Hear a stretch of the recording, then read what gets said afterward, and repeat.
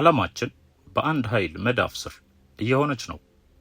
መላው ሀገራትና ህዝቦቻቸው ወደዱም ጠሉም ወደዚህ አንድ መዳፍ ስር እንዲካተቱና እንዲጠቀለሉ ግድ ይሆናል። ይህንን ለማድረግ ደግሞ አንዱና ዋናው መሳሪያ ዲጂታላይዜሽን ነው። ፕሮግራመብል መኒ ሲስተም ነው ወይም ዲጂታላዊ የገንዘብ ስርዓት ነው። የገንዘብ ስርዓት ደግሞ በዓለም አቀፍ ሴንትራል ባንኮች ስር ሆኖ የሚንቀሳቀስ ነው። ይህ ስርዓት ደግሞ ቀደም ብሎ በተዘረጋ የቴክኖሎጂ መረብ ስር እንዲጠመድ ተደርጓል። ከዚህ የፋይናንስ ስርዓት የወጣ ወይም እወጣለሁ ብሎ ያሰበ መንግስትና ሀገር የግድ ነውና በፕሮግራሙ መስራቾች በስርዓቱ አራማጆችና አስፈጻሚዎች አማካኝነት ይመታል፣ ይወገዳልም። የዚህ ስርዓት አራማጅና አስፈጻሚ ደግሞ ታላቋ ብሪታንያና ወልዳ ያሳደገቻት ሀያልም ያደረገቻት አሜሪካ ናት። አሜሪካ ለወደፊቱ ዘመን መጠቅለያና ማጥቂያ ይሆናት ዘንድ ቀደም ብላ በመላው አገራትና አህጉራት ቴክኖሎጂውን ስትዘረጋና ስታዘረጋ የመጣች ሀገር ናት። ገንዘቧን ዓለም አቀፍ ገንዘብ አድርጋለች። የዓለምን ገንዘብ ጠቅልለው የያዙ ግለሰብ ባለሀብቶቿን ይዛለች። በገንዘብ ኃይሏም ዓለም አቀፍ ተቋማትን በበላይነት ትመራለች። የቴክኖሎጂውን ዓለም ተቆጣጥራለች። አሜሪካ ቀደም ካሉት ዘመናት ጀምራ በመላው ዓለም ሀገራት ሎካልና ግሎባል ሃርድዌሮችን ዘርግታ ጨርሳለች። ዓለምን በሳተላይት አስተሳስራለች። አሜሪካ የምድራችንን የኃይል ምንጭ የሆኑ እንደ ነዳጅ ዘይትና የተፈጥሮ ጋዝ ሀብቶችን እየጠቀለለች የመጣች ሀገር ናት በገንዘብ ስርዓቷ አማካኝነት። ይህ ስርዓትም ወደ ዲጂታል ከረንሲ ተለውጦ ያለማንም እምቢባይነት ይቀጥል ዘንድ ፕሮግራመብል ሆኖ አልቋል። ረቂቅ የገንዘብ ስርዓት። ይህ ቴክኖሎጂም ዋና ዓላማው የፋይናንስ ዘርፉን ተጠቅሞ እሱንም አዘምኖ ሁሉንም ነገር መቆጣጠርና መጠቅለል በአንድ ሀያል አካል ፍላጎት ስራ አድርጎ መምራትና መቆጣጠር መቻል ነው።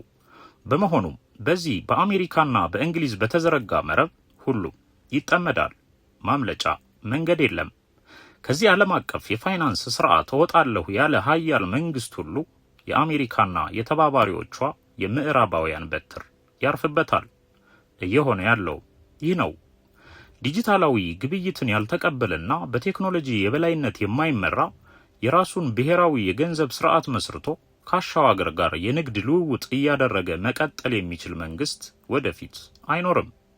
ከዚህ በኋላ በሚኖረው ጊዜ የአገሬን የተፈጥሮ ሀብት ባሻኝ መንገድ እጠቀማለሁ፣ ከፈለኩት አገር ጋር ብቻ በፈለኩት የገንዘብ አይነት የንግድ ልውውጥ ማድረግ እችላለሁ፣ በህዝቤ ፍላጎትና ለአገሬ ጥቅም በሚሰጥ መንገድ እንቀሳቀሳለሁ ያለ መንግስት በመንግስትነቱ መቀጠል አይችልም።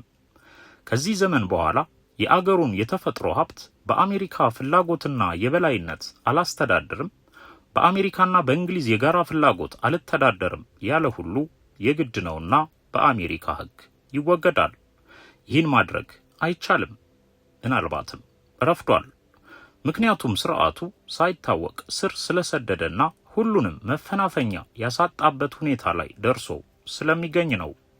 ስለዚህ ዛሬ የምናየው የሮኬትና የሚሳኤል ውጊያ ጉዳዩ ላይ በላይ እንደሚወራው የኒውክሌር ፕሮግራምሽን አጥፊ አታጥፊ የሚል ብቻ አይደለም። በአዲሱ የምዕራባውያን የዲጂታል ከረንሲ ስር የመጠቅለልና ያለመጠቅለል ጉዳይ ነው። ሴንትራላይዝድ የመሆንና ያለመሆን ጉዳይ ነው። በአሜሪካ ስር ሆኖ የመጠርነፍና ያለመጠርነፍ ጉዳይ ነው። ይህም ማለት የራሴ ባልሆነ ነገር ግን እናንተ ዓለም አቀፍ ብላችሁ ባወጃችሁትና ራሳችሁ እውቅና ሰጥታችሁ በመሰረታችሁት ፕሮግራመብል መኒ ሲስተም አልተዳደረም እንደማለት ነው። አንድ መንግስት ለጊዜው ይህን ማለት ቢችልም ያ እምቢባይ መንግስት ግን የዓለም የኃይል ምንጭ መሆን የሚችል የተፈጥሮ ሀብት ባለቤት ከሆነ እና አሜሪካ አይታገሱትም። ምክንያቱም ሀብቱ የገንዘብ ምንጭ ነው። ዲጂታላዊ የገንዘብ ስርዓቱን በመላው ዓለም ሀገራት ተግባራዊ ለማድረግ ደግሞ የግድ በገንዘብ የሚተመን የተፈጥሮ ሀብት ያስፈልጋልና ነው። ያን ሀብት በበላይነት መቆጣጠር በራሱ ዲጂታላዊ ስርዓቱን ያለመሰናክል በመላው ዓለም መዘርጋት ያስችላልና። በመሆኑም እምቢባይ መንግስታት በእነሱ አገላለጽ አምባገነን መንግስታት መሆን ማለት በዲጂታላዊ የቁጥር ቁጥጥር ስርዓት አልመራም ያለ መንግስት እንደማለት ነው። ወይም የኃይል ምንጭ መሆን የሚችል የተፈጥሮ ሀብቴን ለዲጂታል ከረንሲም ሆነ ለዓለም ባንክና ለአይኤምኤፍ እንዲሁም ለአሜሪካ ሴንትራል ባንኮች አሳልፌ አልሰጥም፣ በባንካችሁ አላልፍም እንደማለት ነው። በአሜሪካ ዘንድ የዘመኑ አምባገነንነት ግልጽ ትርጉሙ ይህን ስርዓት አለመቀበል ነው። ለምሳሌ ከቅርብ ጊዜ ወዲህ ብሪክስ የሚባል ቡድን ተመስርቶ ነበር። ሩሲያ፣ ኢራንና ቻይና ዋናዎቹ መስራች ሆነው የራሳቸውንም ባንክ መስርተው የአሜሪካን ዶላር ያገለለ ዓለም አቀፍ ግብይትን ጨምሮ በርካታ የጋራ እቅዶችን ያካተተ ስትራቴጂ ነድፈው መንቀሳቀስ ጀምረው ነበር። አፍሪካውያን ለማኝ መንግስታትም ከአዲሱ የብሪክስ ባንክ ለመበደር የብሪክስ አባል እንሁን እያሉ ሲንጦለጦሉ ታይተዋል። ይህ ቡድን የተመሰረተው አሜሪካን በሁለንተናዊ ዘርፍ መገዳደር በሚችሉ ዋና ዋና አገራት ነው። ይህ ጥምረት ለታላቋ ብሪታንያና ለአሜሪካ እጅግ አደገኛ የሚባል ጥምረት ነው። ለአሜሪካና ለእንግሊዝ ብቻ ሳይሆን ለሳጥናኤል ለራሱ ከፍተኛ ድንጋጤ የሚፈጥርና ዲጂታሉን ዓለም ሊፈትን የሚችል ለእነ አሜሪካ ምቹ ያልሆነ ዘመኑን የማይመጥን እጅግ አደገኛ ጥምረት ነበር። ብሪክስ ይቀጥላል አይቀጥልም የሚለውን ለጊዜው ትተነው እንለፍ። ነገር ግን ሐሳቡ በራሱ ምድራችንን ከነሁለንተናዋ በአንድ ኃይል መዳፍ ስር ለማስቀመጥ የሚደረገውንና ለዘመናት ሲዘረጋ የመጣውን በዚህ ዘመን ደግሞ ወርቃማ ዘመን ላይ ደርሶ የዲጂታል ዓለም መፍጠር የቻለውን የምድር ስርዓት መገዳደርና ለማስቆም እንደመሞከር ያለ ጅምር ነው። ይህንን ዋናው የምድር ገዥም ሆነ አስፈጻሚዎቹ ጨርሶ ሊፈቅዱ አይችሉም። ይህ የዋና ዋና አስፈጻሚዎቹን የአሜሪካንና የእንግሊዝን እንዲሁም የጭፍሮቻቸውን ምዕራባውያን የዲጂታል የቁጥጥር ስርዓቱን እንደ መፈታተንና በጀመረው ጉዞ ላይ መሰናክል ሆኖ እንደ መገኘት ነው። እናም ዛሬ በአሜሪካ እየተመቱ ያሉ አገራት ጠለቅ ብለው ሲታዩ የነሱን የአዲስ ስርዓት ዝርጋታና ፕሮግራመብል መኒ ሲስተምን አልቀበልም አልጠረነፍም ያሉ አገራት ናቸው የጥቃት ኢላማ እየሆኑ የሚገኙት። ጉዳዩ ከኒውክሌር ጋር የተያያዘ ብቻ አይደለም። እሱ ማጥቂያ ምክንያታቸው ነው። ዋናው ነጥብ ለራሳችሁ ስትሉ በዘረጋችሁት ዲጂታላዊ ስርዓት አልጠቀለልም ባይነት ጭምር ነው። በሴንትራል ባንኮቻችሁ አላልፍም የሚል እምቢ ባይነት ነው። ምክንያቱም ከዚህ ስርዓት ጋር ተያይዘው የሚመጡ ማሰሪያ ህጎች ስላሉ ንቁ መንግስታት ሊቀበሉት አይፈቅዱም። እነርሱንና ስርዓታቸውን ማክበር፣ በህጋቸው መገዛት ግድ ይሆናል። ያ ደግሞ ሉዓላዊነትን፣ ራስን፣ ሀብትን፣ የየአገራቱን አገር በቀል ብሔራዊ ባንኮችን ጨምሮ ሁሉ ነገራቸውን አሳልፎ መስጠት ማለት ነውና ጥቂት እምቢባይ መንግስታት ታይተዋል። ከነዚህ ውስጥ አንዷ ኢራን ነበረች። ሌሎችም የጊዜ ጉዳይ እንጂ ተመሳሳይ ጥቃት እንደሚሰነዘርባቸው የታወቀ ነው። የዘገየበት ምክንያት የአሜሪካ ተግባር አንድ በአንድ ነጣጥሎ መምታት የሚል ስለሆነ ነው። እልፍ ሲል በጎረቤት ሀገር እያስመቱ እያዳከሙ መቆየት፣ ቀጥሎ በጋራ መዝመት ለአሜሪካ ጠላቶቼ ያለቻቸውን መንግስታት የምታስወግድበት ቋሚ ፖሊሲዋ ነው። ሩሲያን በዩክሬን፣ ኢራንን በእስራኤል፣ ሰሜን ኮሪያን በደቡብ ኮሪያ፣ ቻይናን በማሌዥያ፣ በአፍሪካም እምቢባይ መንግስት ካለ ኤርትራን በኢትዮጵያ፣ ቡርኪና ፋሶን በኮት ዲቧር፣ ሌላውን በሌላ እያሉ መቀጠል፣ እያዳከሙ መቆየትና በስተመጨረሻ አጋዥ ሆኖ አብሮ መዝመትና ማጥፋት ወይም በእሽባይ መንግስታት መተካት ነው ፖሊሲው። ሀያልነት ወይም አንድ ሀያል አገር ያስፈለገው ለዚህ ስርዓት መስመር ሲባል ነው። መላውን ዓለም በአንድ ኃይል መዳፍ ስር የማስቀመጥ እንቅስቃሴና ሂደት እምቢባዮችን እሽባይ ሆነው እንዲገኙ ማድረግ አለዚያም ማስወገድ። ስርዓቱ በምድራችን ተግባራዊ ይሆን ዘንድ ግድ ነው። ይህንን ነው ሳጥናኤል ራሱ አይፈቅድም የምንለው። ምክንያቱም ማስፈጸሚያውም መፈጸሚያውም መፈጸሚያውም የዲጂታል ስርዓት ነው። ይህም በአሜሪካ ስር ከሚተዳደር ከግለሰቦች ዳታና ከግለሰቦች ሀብትና ንብረት ከዲጂታል አይዲ የሚጀምርና ሁሉንም የምድር ሀብት በአንድ እያጠቃለለ የሚጓዝና መዳረሻው ላይ የሚደርስ ልዩ ስርዓት ነው። ዲጂታላዊ ፕሮግራሙም ተሰርቶ ያለቀ ነው። ረቂቅ ቴክኖሎጂ ነው። ቴክኖሎጂው በራሱ ደግሞ ሁሉንም ነገር ተቆጣጥሮ ጨርሷልና እምቢባይነቱን ፋይዳ ቢስ አድርጎታል። እምቢባዮችን ማስወገድ ቀላል ሆኗል። ቀላል ያደረገውም ቴክኖሎጂው ነው። ማንም ማምለጥ አይችልም ረፍዷል ሲባል ከዚህ አንጻር ነው። ሁሉን ነገር በቀላሉ መቆጣጠርና ማጥመድ ካስፈለገም ማጥቃት የሚያስችለው ቴክኖሎጂ ተዘርግቶ ተሰራጭቶ አልቋል። ለዚህ ይረዳ ዘንድ ቤት ለቤት ሳይቀር የተዘረጋ የመቆጣጠሪያ ልዩ ልዩ መሳሪያዎች ለመላው ዓለም ሀገራት ተዳርሰዋል፣ ተዘርግተዋል። ይህ ዝርጋታ ሎካል ኤንድ ግሎባል ሃርድዌር ይሰኛል። ሃርድዌሩን የዘረጉት ለሶፍትዌሩ ይጠቅም ዘንድ ነው። የሃርድዌሩም የሶፍትዌሩም ባለቤቶች ናቸው ሀያላን የሚባሉት። ገንዘብ፣ ዓለም አቀፍ ተቋማት፣ ቴክኖሎጂ፣ የዓለማችን ቢሊዮነሮች፣ ዓለም አቀፍ ተቋማትና ዓለም አቀፍ ህጎች ናቸው አሜሪካ የሚባሉት ወይም ምዕራባውያን የምንላቸው። የቴክኖሎጂ ባለቤቶች ናቸው። ሳተላይቱ የነሱ ነው። አሰራሩ በእነርሱ ስር የሚተዳደር ነው። ከኃይል ምንጭ እስከ ዓለም አቀፍ ተቋማት፣ ከዓለም አቀፍ ህግ እስከ ገንዘብ፣ ከኒውክሌር እስከ ወዘተ፣ ከምግብ ሰብሎችና ዘሮች እስከ ግለሰብ ዳታ ወዘተ ሁሉንም ሰብስበው ይዘዋል። እየያዙም ነው። የቀረውንም መጠቅለል ይፈልጋሉ። የሚጠቀልሉትም ቀድመው በዘረጉት ረቂቅ ስርዓት ነው። ቀድመው በመሰረቷቸው ዓለም አቀፍ ተቋማት አማካኝነትና አስገዳጅነት ነው። የዓለም ጤና ድርጅት፣ የዓለም ገንዘብ ድርጅት፣ የዓለም ወዘተ ድርጅት አስፈጻሚ ተሳታፊ ሆነው ይሰራሉ። ገንዘብና አውዳሚ መሳሪያ ይዘዋል።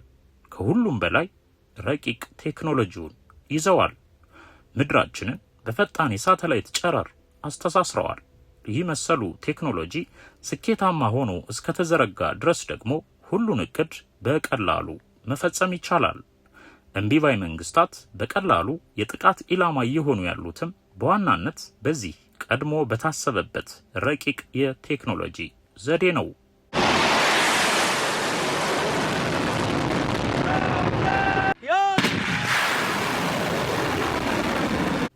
የሀያልነት ምንጭ ኃይል ነው።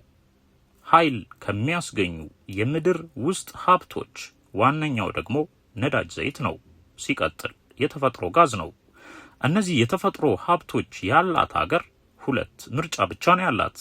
አንደኛ የተፈጥሮ ሀብቷን በአሜሪካ ፍላጎትና ይሁንታ ለማስተዳደር መፍቀድና በወዳጅነት መቀጠል። ሁለተኛ በአሜሪካ መመታት። ሶስተኛ ምርጫ የሚባል የለም። ለምሳሌ ከወራት በፊት በተፈጥሮ ሀብትና በነዳጅ ዘይት ሀብት ከዓለም አንደኛ የነበረችውን ሀገር ቬንዙዌላን እምቢባይ መንግስቷን ማዱሮን ከመኝታ ቤታቸው አፍና ወስዳ በአገሯ አስራለች። ነዳጅ ዘይት የኃይል ምንጭ ነውና ከዓለም አንደኛ የሆነውን የተፈጥሮ ሀብት ይዞ እምቢ ማለት ደግሞ አይፈቀድምና አሜሪካ በራሷ ህግ ራሷ ከሳሽ፣ ራሷ አፋኝ፣ ራሷ ፈራጅ ሆና የአገሪቱን መንግስት ጣለች። ሀያልነቷ የሚቀጥለው በኃይል ነውና የኒውክሌር ኃይል ለማግኘት የነዳጅ ዘይት ሀብት ቀዳሚው ግብአት ነውና ለና አሜሪካ የቬንዙዌላ የተፈጥሮ ሀብት ወሳኝ የምድር ግብአት ነው። ለነርሱ ያስፈልጋቸዋል። ለአለቃቸው አጀንዳም ምትክ የለሽ ግብአት ነውና ያስፈልገዋል። ፕሬዝዳንት ማዱሮ ደግሞ እምቢባይ ሆነው ቆዩ። ኒኮላስ ማዱሮን አስወገዱ። ማዱሮ የተወገዱት የነዳጅ ዘይት ሀብቱን በድብቅ ለፈለጉት ሀገር ስለሚሸጡና የገንዘብ ዝውውሩም በእነ አሜሪካ ባንክ በኩል ስለማያልፍ ነው። ማዱሮ ነዳጅ ዘይት ለሩሲያና ለቻይና ይልካሉ፣ በርካሽ ዋጋም ይሸጣሉ። በምትኩ ያስፈልጋቸውን ቁሳቁስ ወደ ሀገራቸው ያስገባሉ። ለሩሲያ በራሳቸው መርከብ ልከው በምትኩ በዚያው መርከብ የሩሲያን ድንች ያስገቡ ነበር። የተፈጥሮ ሀብታቸውን ባሻቸው ዋጋ በጣም በርካሽ ሸጠው ለአገሪቱ የሚያስፈልገውን ምርት ይሸምታሉ። ግብይቱን አሜሪካ አታውቀውም። አሜሪካ ከቬንዙዌላ የተፈጥሮ ጋዝና የነዳጅ ዘይት ሀብት ምንም ያገኘችው ቤሳ ቤስቲኒ የለም። በማዱሮ ዘመን በሴንትራል ባንኮች የተዘዋወረ ገንዘብ የሽያጭ ስምምነትና ስለ ገዢው አገር ስለሚሸጥበት ርካሽ ዋጋ ተመን ምንም የምታውቀው ነገር አልነበረም። የሚሸጠው ደግሞ አሜሪካ ጠላቴ ለምትላቸው አገራት ሆነ። ጠላት አገር ሲያድግ ተገዳዳሪ ነውና አሜሪካ ይህን አልፈቅድም፣ አልታገስም አለች። እናም በተፈጥሮ ጋዝና በነዳጅ ዘይት ሀብት ከሳውዲ አረቢያ የምትበልጠውና ከዓለም አንደኛ የሆነችው ሀገር ቬንዙዌላ እምቢባይ መንግስቷን አሜሪካ አፍና ወስዳለች። በህጓም ከሳቸዋለች። ክሱም በእጽ ዝውውር፣ በኮንትሮባንድ፣ በሰብአዊ መብት ጥሰት፣ በአምባገነንነት ወዘተ የሚል ነው። አሜሪካ ፕሬዚዳንት ኒኮላስ ማዱሮን እንደ ሳዳም ሁሴን በህጓ ልትሰቅል የተዘጋጀች አገር ናት። ምክንያቱም አሜሪካ የማትቆጣጠረው እንደ ልቧ የማታዝበት የማትጠቀምበት ከፍተኛ ነዳጅ ዘይት ሀብት ነው በቬንዙዌላ ምድር የሚገኘው። በተረፈ ቬንዙዌላ ከኒውክሌር ጋር የተያያዘ ፕሮግራም የላትም፣ አልነበራትም። ፕሬዚዳንት ማዱሮ የአገሬን ሉዓላዊነት አላስነካም፣ የተፈጥሮ ሀብቴን ለፈለኩት አገር እሸጣለሁ፣ መብቴ ነው ባይነበሩ እንጂ እንደ ኢራን ቬንዙዌላ ለአሜሪካ አስጊ አገር አልነበረችም። ማዱሮም አሜሪካ ላይ ዝተው አያውቁም። ነገር ግን ሌላ ክስ ይዘውባቸው መጡ። ነዳጅ ዘይትህን ደብቀሃል፣ በድብቅ ትሸጣለህ፣ እጽ ዝውውር፣ ሙስና የሚለው የፕሬዝዳንት ማዱሮ ክስና ታፍኖ መወሰድ የአሜሪካን እቅድና ጉዞ የምድር ሀብትን የመቆጣጠር ፍላጎትና አጠቃላይ ሁኔታውን ለመግለጽና ከሰሞነኛው የኢራን አሜሪካ ፍጥጫ ጋር አያይዞ ለማስገንዘብ ጥሩ ምሳሌ መሆን የሚችል ነው። ማዱሮ ኒውክሌር ፕሮግራም የሚባል ነገር አልነበራቸውምና እምቢ ለአሜሪካ ካሉ ከመሰል አገራት ውስጥ ሌላኛዋ የተፈጥሮ ነዳጅ ዘይት ሀብት ያላት አገር ኢራን ናት ወይም ነበረች። እሷን ደግሞ በኒውክሌር ፕሮግራም በሚል ነው የፈረጇት። ይህ የሚያሳየው በዚህም ተባለ በዚያ የኃይል ምንጭ መሆን የሚችል የተፈጥሮ ሀብት ይዞ ከአሜሪካ ጋር ግብይት አለመፈጸምና ላሻው አገር መሸጥ፣ በሀብት ማዘዝ፣ ያለ አሜሪካ ባንክ አልፎ መገበያየት አይቻልም የሚለው እውነት እየጠራ ይመጣል። አሜሪካ ከ1980ዎቹ ጀምሮ የኢራንን ማዕከላዊ ባንክ በምንም መንገድ መቆጣጠር አልቻለችም። ምክንያቱም ኢራን 80% የነዳጅ ዘይቷን ለቻይና ነው የምትሸጠው። ቻይና ደግሞ አሜሪካን በኢኮኖሚው ዘርፍ በልኳ የምትፎካከር አገር ናት። ባንኳን አላስነካችም። በራሷ የገንዘብ ስርዓት ትመራለች። በኢኮኖሚ እድገት የምዕራባውያን ስጋት ናት። ይህም በአሜሪካ ሕግ በዚህ ዘመን የሚፈቀድ አይደለም። ይህን ለማስተካከል በቅድሚያ በኃይል ምንጭ የሚረዱ አገራትን ማጥቃትና ግንኙነትን መበጠስ ያስፈልጋል። ኢራን ግንኙነቷም ሆነ የንግድ ልውውጧ አሜሪካ ስጋት ከምትላቸው ከሩሲያና ከቻይና ጋር ከመሆን አልፎ በአሜሪካ ባንኮች ተገዢ ሳትሆን የመጣች ሀገር ናት። በዚህም ላይ ኢራን አሜሪካን በትክክለኛ ስሟ በሚጠሩ መሪዎች ነበር የምትመራው። ስለዚህ አሜሪካን በስሟ ታላቋ ሰይጣን ብለው የሚጠሯትና በፕሮግራመብል መኒ ሲስተም አልገዛም ያለችውንና ከዓለማችን በቀዳሚነት ከሚጠቀሱ የኃይል ምንጭ መሆን የሚችል የተፈጥሮ ነዳጅ ዘይት ሀብት ያላትን አገር ከማፍረስ ሌላ ምርጫ የለምና ወደዚያ ሊታለፍ ችሏል። ለዚህም መሪውን መግደል ቅድመ ስራው ነውና አያቶላ አሊ ኻሜኒ ተወገዱ። ሌሎች የኃይል ምንጭ መሆን የሚችል ከፍተኛ ነዳጅ ዘይት ሀብት ያላቸው አገራት ደግሞ ሁለተኛው ምርጫ የተቀበሉና ከአሜሪካ ጋር እጅና ጓንት ሆነው መቀጠልን የመረጡ ናቸውና ስጋት አይደሉም። እንደነ ሳውዲ ያሉት እጃቸውን ለአሜሪካ ከሰጡና ነዳጅ ዘይት ሀብቱን ተጠቃሚ፣ ተቆጣጠሪ፣ ዋጋ ተምኚ፣ እኛንም አንቺ አስተዳድሪን፣ ሁሉን ውሰጅ፣ የምንፈልገውን ስጭን ብለው የጋራ ሀብት አድርገው ለአሜሪካ ከሰጡ ቆይተዋል። ስለዚህ ምንም እንኳ የተፈጥሮ ሀብት ባለቤት ቢሆኑም የመካከለኛው ምስራቅ ትንንሽ ሀብታም አገራት ለአሜሪካ ስጋት አይደሉም፣ ይልቁንም አጋዥ እንጂ። በመሆኑም ቀደም ብለው በሰላማዊ መንገድ የተጠመዱትና ሀብት ንብረታቸውን በዶላርና በዲጂታል የቁጥር ከረንሲ እንዲሁም በአሜሪካ ሴንትራል ባንኮች ስር ባሉ የቁጥጥር ዘዴዎች ተምነው የሚገኙት በአሜሪካ ሞግዚትነት የሚተዳደሩት እነ ሳውዲ አሜሪካ ኢራንን ታጠቃበት ዘንድ የጦር ካምፖቻቸውን ለሞግዚቶቻቸው ሰጥተው ይገኛሉ። ኢራንን ምችበት እኛንም ጠብቂን ከማለት ውጪ ምርጫ የላቸውምና በእምነት የሚመስሏቸውን ጎረቤቶቻቸውን ከአሜሪካ ጋር ተባብረው በመውጋት ስራ ሊጠመዱ ችለዋል። ኢራንም እነርሱን ማጥቃት አሜሪካን ማጥቃት ማለት ሆኖባት ጥቃቅን ባለጠጋ ሙስሊም ሀገራትን በሚሳኤል መደብደቧን ቀጥላ ትገኛለች። የነ ሳውዲ፣ ኳታር፣ ኩዌትና የሌሎች መሰል ባለጠጋ የመካከለኛው ምስራቅ አገራት ሁኔታ ሊባኖሳዊው ፈላስፋ ካሊል ጊብራን እንዳለው ወርቅ ወደ ወርቅ ይመራል፣ ከዚያም ወደ አደገኛና ድባቅ ወደሚመታ ችግር ብሎ እንደገለጸው ነው። ዛሬ የመካከለኛው ምስራቅ ትናንሽ ሀብታም አገራት የአሜሪካ ጥበቃ እስከ መቼና እስከ ምን ድረስ እንደሆነ ወደየት እንደምትመራቸውና መዳረሻቸው የት ሊሆን እንደሚችል የጠረጠሩ አይመስልም። ይህን ማሰብ የጀመሩ አይመስሉም። በዚህ ሂደት ውስጥ ግን እውነተኛ ወዳጅነትና ጥምረት የሚለው ሀቅ ለአሜሪካ የሚሰራ አይደለም።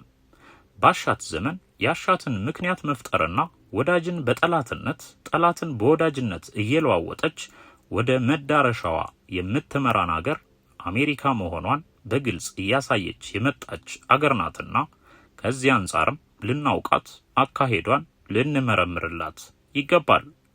ይህ ጎራ ከፍሎ የመፈረጅ ጉዳይ አይደለም፣ ግሎባል ፋክት ነው። ለምሳሌ ሰሞነኛውን የኢራንና እስራኤል አሜሪካ ፍጥጫ ጋር በተያያዘ አሜሪካ ለእስራኤል ያገዘች፣ እስራኤልም ከአሜሪካ ጋር የተባበረች አጋር አገር ተደርጋ ነው የምትታየው።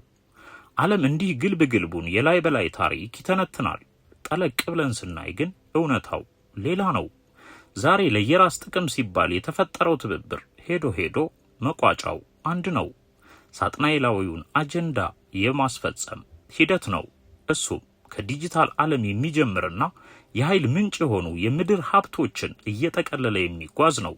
ሁሉን በአንድ መዳፍ ስር የማስቀመጥ ጠቅልሎ የመግዛትና የማስገዛት ሂደት ነው። ፍጻሜው መንፈሳዊ ነው። ይህም የተጻፈው በሕያው ቃሉ ነው። ዛሬ ኢራን በእስራኤል ስትመታ፣ ኢራንም መልሳ ስትመታ ሲታይ አንዳንዱ እስልምና የተነካ፣ ሌላው በሃይማኖት የሚመስለኝ ወገን ተነካ ይላል። አንዱ አንዱን ወግኖ አንዱን ይዘልፋል። ወዳጄ ክፉ መንፈስ ሳጥናኤልና ጭፍሮቹ እንዲሁም አስፈጻሚዎቹ እስላም፣ ክርስቲያን፣ ቡዲዝም፣ ሂንዱይዝም አይሉ ሁሉንም ጠቅልሎ ሊውጥ የተዘጋጀ መንፈሳዊ ኃይል ነው ከጀርባ ሆኖ ያሰማራቸው። ረቂቅ ጥበብ ገልጾ በዲጂታል ዓለም ጠቅልሉና ስጡኝ አስረክቡኝ ብሎ ያሰማራቸው ኃይል ነው። ሰው ሆነ ቁጥጥር ስር እንድትውልለት ምግብ፣ መጠጥህ፣ እንቅስቃሴ፣ ሀብት ንብረትህ እንዲሁም ነብስህ መዳፉ ላይ እንዲቀመጥለት ይሻል። ያ ነው ፍላጎቱ። ጠቅልሎ የማስካጃ አጥፍቶ የማጥፋ መንገዱ። እርሱ ዓላማው ግልጽ ነው፣ ሁሉንም መዋጥ ነው። ይህን ዓላማውንም እንዴት እንደሚፈጽም የፈጠረ ፈጣሪ ትርጥርጥ አድርጎ ከአስከበ ቀድሞ ነግሮሃል። ስለተደጋገመ እንደ ተራ ቃል እንደ አንድ ሲምፕል ናሬሽን ሆኖ ይቆጠር ይሆናል። ነገር ግን የምድር መደምደሚያ የሆነ ሕያው ቃል ነው። ከዚህ ወዲያ እውነት የለም። ገንዘብና የገንዘብ ስርዓት በቅዱስ መጽሐፍ ሁለተኛ ጌታ ተብሎ ተገልጿል። ታላላቅ መንግስታት በዚህ ስርዓት ስር ይጠቃልላሉ፣ ህዝቦቻቸውንም ያስጠቀልላሉ። ረቂቅ ቴክኖሎጂ ጥበብ ተብሎ ተገልጿል። አውዳሚ መሳሪያ፣ ኃያልነት፣ የቁጥር አሰራር ሁሉም ተብራርቶ ተቀምጧል። ክፉ መንፈስ ረቂቅ ቴክኖሎጂን ይጠቀማል። የኃይል ምንጮችን ይዞ ወደ ኃይል ቀይሮ ማጥፊያውን ያሰራቸዋል። ጥበብን ገልጦ አሰልጥኖ ያሰየጥናል። ሰውም ራሱ በሰራው ይጠፋል። በእርግጥም በቴክኖሎጂ ዓለም ምድርን አሰይጥኗል። ጥበብ በዚህ አለ እንዲል ቅዱስ መጽሐፍ፣ በእርግጥ ጥበብ በዚህ አለ። ይህን መሰሉን ረቂቅ ጥበብ ነው የሰው ልጅ ለራሱ ጥቅም ሲባል እጁ ላይ መግባት ያልነበረበት አጥፊ ረቂቅ ቁስ፣ አጥፊ እውቀትና አጥፊ ረቂቅ ጥበብ በክፉ መንፈስ አማካኝነት እጁ እንዲገባ ተደርጓል። ይህም መጥፊያው ይሆናል የሚል ነጭ እውነት ደጋግመን ልንግታችሁ ስንሞክር የከረም ነው። ንቁ፣ ተጠንቀቁ፣ ቅዱስ ቃሉን ታጠቁ እያልን ስንጠቋቁማችሁ የከረም ነው እና ምን ቀረ? መገዛት ወይስ ቅዱስ ቃሉን ታጥቆ መጽናት የሚለውንም እያሰብንበት